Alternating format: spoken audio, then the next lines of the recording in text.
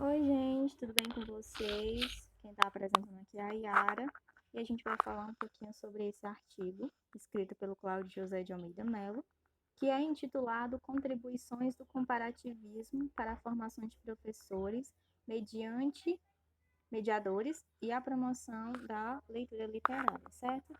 E aí, de forma introdutória, ele vem falar.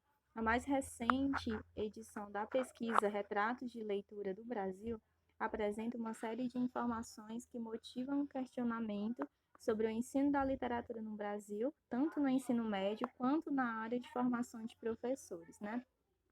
E aí, decorrer da minha apresentação, eu vou falar para vocês alguns dos pontos, né, que é abordado para ele, que vem falar muito sobre esses questionamentos, né, enquanto o ensino da literatura, tá bom? E aí, o primeiro ponto que ele vem tratar é a questão da motivação. E aí, ele vem dizer: quando se considera a motivação para a leitura, nota-se que nos países em que há maior índice de leitores, o prazer de ler desponta entre os princípios. O prazer pela leitura é a diferença característica entre um leitor habitual e um leitor esporádico, né? Então, nesse ponto, ele vem falar muito da prática social, porque ele vem dizer que quando você tem um interesse pela leitura, por ter um hábito de leitura literária, acaba que reforçando a relevância dela na formação de leitores perenes. Então, quando você mantém um certo contato com a literatura, independente da obrigatoriedade que muitas vezes é imposta pela escola, você acaba que reforçando ainda mais esse hábito, né, de continuar lendo, tanto você estando inserido no âmbito escolar quanto fora dele. E aí ele vai reforçar, né, uma pesquisa que foi feita, que muitos jovens, quando eles deixam o ensino médio ali por volta dos seus 18 anos, o nível de leitura acaba que caindo ali entre 5,9 de livros por habitantes, e entre os jovens de 14 a 17 anos acaba que baixando para 3,6 livros lidos. Então ele fala, né, que daí para frente acaba que seguindo toda uma queda que é irreversível, né? E que consequentemente isso talvez seja um reforçamento através da imposição, que o jovem muitas vezes acaba se afastando da literatura, né? Que não é algo livre, não é algo que ele deseja, mas que há alguém ali empurrando ele, né? Assim, de uma forma mais grosseira de se falar. E aí, outro ponto que ele vem destacar é a questão da historiografia, em que ele vem dizer: a crítica romântica estudou e colaborou na edição e reedição de textos e contribuiu para a consolidação da necessidade de existência de uma história da literatura brasileira como afirmação das coisas nacionais, né? Então, aqui nesse ponto ele vem destacar muito alguns autores, né? E o primeiro deles é o Silvio Romero, aí posteriormente vem o José Veríssimo, e ele vem concluir esse parágrafo com o Araújo Júnior, né? E aí ele vem falar que durante as obras literárias desses autores, eles vão tratar muito da história da literatura brasileira. E aí, como ela foi construída a partir de muitas tentativas dos críticos românticos, que inicialmente eles tentaram buscar toda uma coleta de um corpus que pudesse justificar a própria existência de uma literatura e que se pudesse chamar realmente ela de literatura brasileira. Então, o trabalho desses autores, né, trouxe muito essa questão dos críticos realistas e naturalistas que tentaram, de certa forma, concretizar a elaboração de algumas concepções da história da literatura. E aí, posteriormente, ele vem titular um ponto ali do artigo dele, né, como novos ares na historiografia literária, em que ele vai apontar. Somente em meados do século XX aparecem as obras que superam esse modelo, né, através, a gente acabou de falar, né, de autores que centravam mais na busca ali de construir uma história da literatura e que já estava enraizado nos cursos de formação de professores e, por conseguinte, no ensino secundário, né? A literatura no Brasil, de 1955, dirigida por Antônio Coutinho. E aí ele vai reforçar muito esse autor, porque ele vem falar que a escrita ela não tem um objetivo de fazer uma história na literatura, mas de trazer uma identificação em momentos decisivos que acabam que marcando o surgimento da literatura nacional.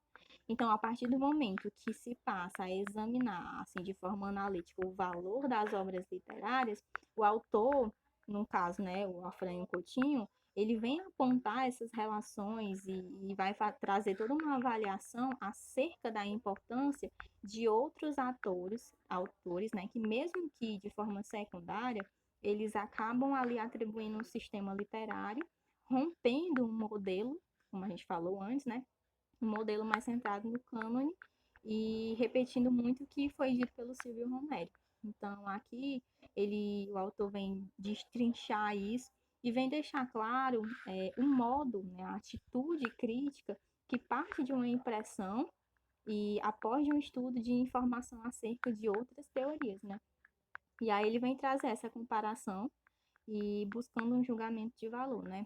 Então, esse crítico, né, o Afrânio Coutinho, ele procurou justamente isso, né? Superar, entre aspas, os perigos do historicismo, né? Que ele usa muito essa expressão, perigos do historicismo, da questão do formalismo como uma técnica de análise e tentou alcançar outros tipos de volumes dentro da sua obra, né? Enquanto a literatura. E aí, finalmente, ele vem falar sobre a formação de professores e a promoção da leitura. E aí ele vem destacar essa fala.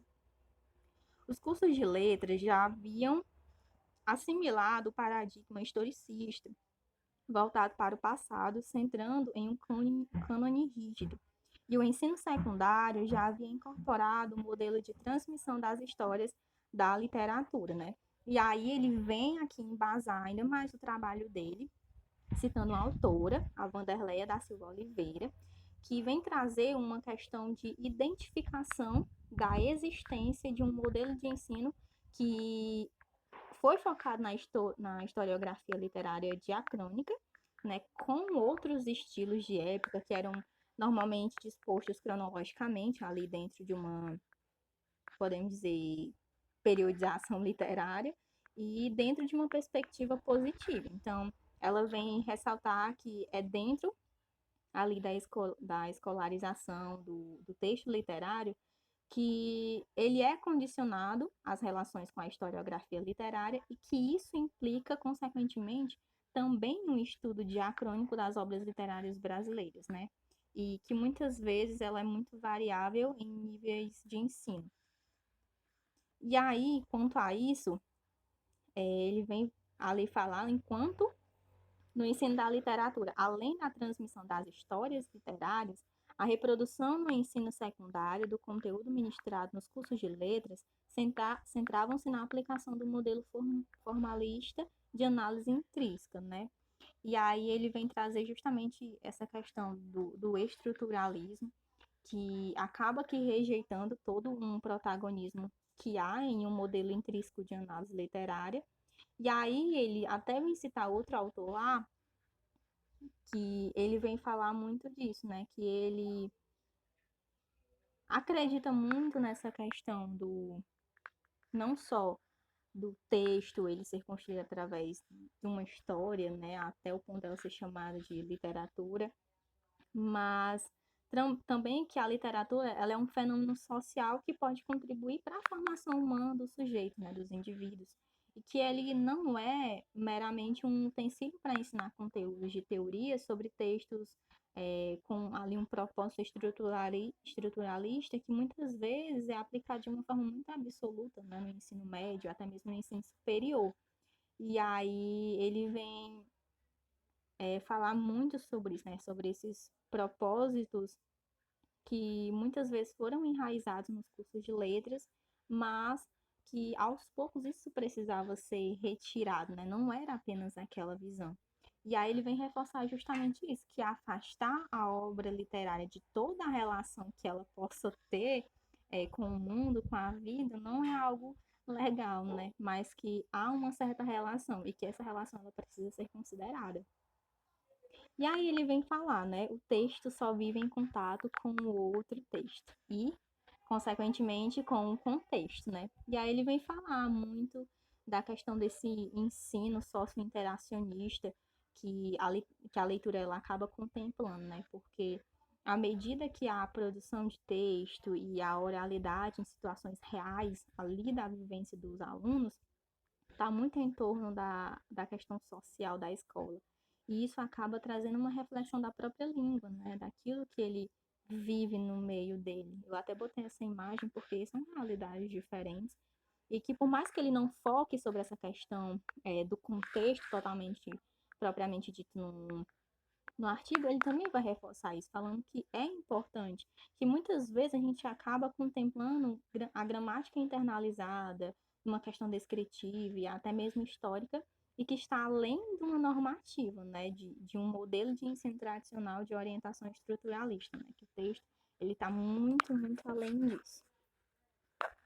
E aí ele vem falar novamente, né? Os estudos comparatistas têm uma contribuição relevante a oferecer à comunidade científica e à formação de professores em prol de um ensino de literatura direcionado à construção de um perfil de leitor crítico e à promoção da leitura literária a partir da escola, né? Até porque, gente, quando a gente vai analisar muito bem esse artigo, o autor ele deixa muito claro assim que a questão de você ler é a questão também de você ter a capacidade de criticar, não de criticar sem uma base, né? Claro que não. Mas, a partir do momento que você faz essa crítica, essa discussão sobre aquilo que você está lendo, você está fazendo uma comparação. E é justamente o foco desse trabalho, né? Que ele vem apresentar. E aí ele traz muito também essa impressão de que uma obra ela pode provocar no leitor de uma forma inconsciente e até mesmo gosto pela leitura, né? Porque tem muitos estudos da Gênesis, dos textos recorrentes das ideologias e de toda a influência que, querendo ou não, né, acaba que aumentando toda uma abrangência do conteúdo da obra e o leitor acaba também que procurando ter esse prazer intelectual que a partir do momento que é estimulado, né, ele se torna muito maior.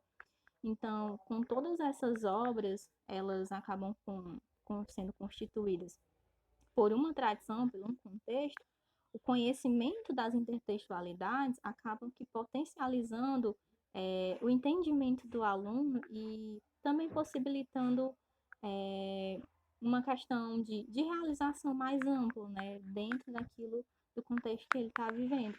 Então, ele vem reforçar, né, que não se trata de abandonar as histórias da literatura, mas sim de reconsiderar o papel que ela tem no meio em que o aluno vive. E aí ele vem trazer a conclusão, né?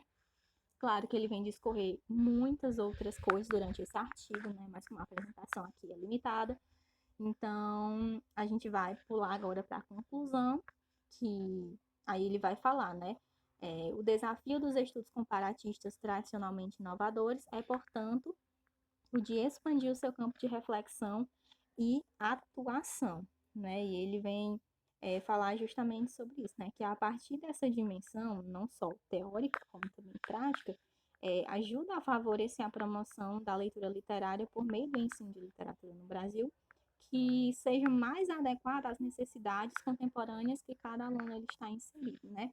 Então, de forma geral, ele vem tratar no artigo dele a questão do ensino da literatura no ensino superior e médio, tentando ali identificar, em meio às pesquisas, né, que muitas foram muito citadas, a questão do transmissor da história da literatura, ele possuía uma dimensão conteudista, né, e de certa forma até depositária, ali marcada por todo um cumprimento de prazos e, querendo ou não, né, uma grande quantidade de informações históricas e metaliterárias que precisam ser armazenadas pelo aluno e que muitas vezes é cobrado em provas, né? Por isso que ele fala muito dessa questão da imposição da literatura nas escolas, né? Que não precisa ser isso, mas que precisa vir de um prazer, né? De um desejo de viver ali a questão da literatura. E também falar, né? São dois pontos que ele aborda, né? E falar numa perspectiva de uma prática social, né? De uma linguagem mais recepcional, dialogado e até mesmo comparativo, né? Que é o título ali real dele, né? Na questão do ensino da literatura. Então é isso, gente. Espero que vocês tenham compreendido um pouco sobre o que o autor quis trazer nesse artigo, tá bom? Qualquer dúvida, podem entrar em contato através do mural da disciplina. Um cheiro.